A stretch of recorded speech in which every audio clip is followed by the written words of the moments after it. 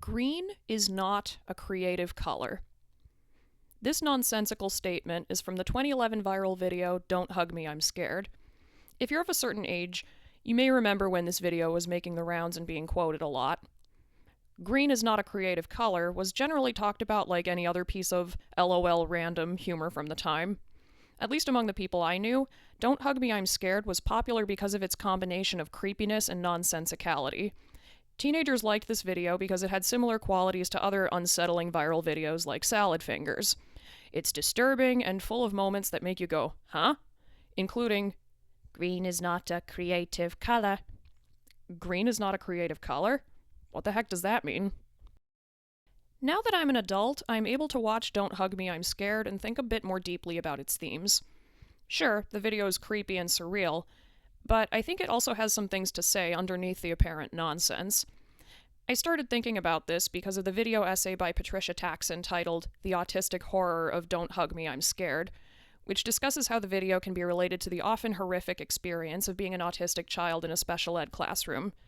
To Patricia, green is not a creative color represents the arbitrary and harmful quote-unquote corrections that neurotypical teachers often give to autistic children's behavior.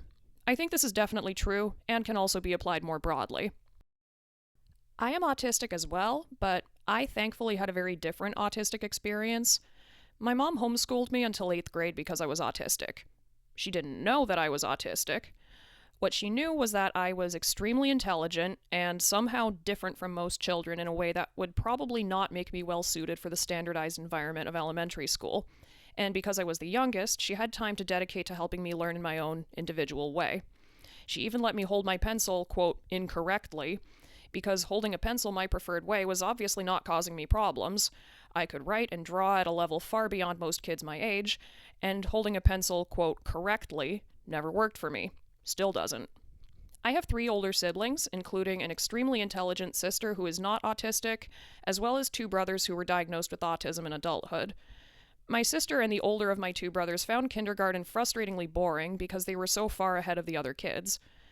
My brother was excited to share his advanced color vocabulary, such as the word fuchsia, to which his teacher responded that in this class they were going to be simply calling it pink. I guess fuchsia was not a creative color. This is where we get to another moment in Don't Hug Me, I'm Scared that I find significant. When one of the students paints a portrait of a clown, more complex work than the other students are doing, and the teacher notepad says, "Whoa there, friend, you might need to slow down," and dumps black ink all over the painting.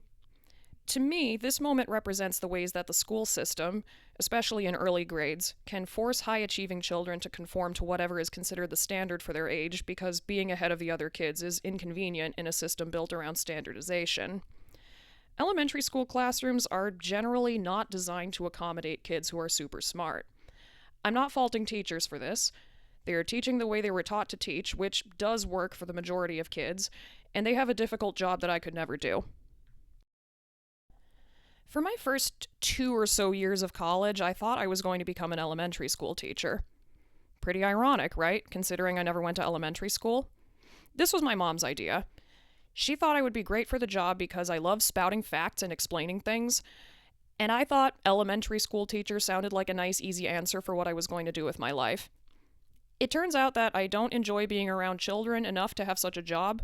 I didn't enjoy being around lots of kids when I was a kid either. And I also have too many criticisms of the American public school system to be a person working within it. Don't get it twisted.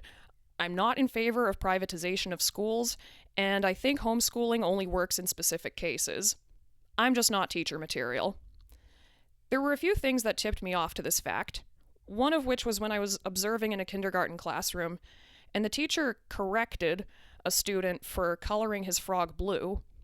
I said to her, "There are blue frogs in the world. They're called poison dart frogs and they live in the Amazon rainforest." She said, "Well, for this activity, we're keeping it simple and coloring the frogs green." I wasn't going to push back further, but I felt sorry for the kid because I thought it was pretty messed up to tell a kid he was coloring wrong. I wondered, am I going to have to tell kids they're coloring wrong? I think this little boy was probably well aware that frogs are usually green and wanted to try something different. Maybe he had seen a picture of an exotic blue frog somewhere. In this case, though, Green was the only acceptable answer, for arbitrary reasons, and I suppose blue was not a creative color.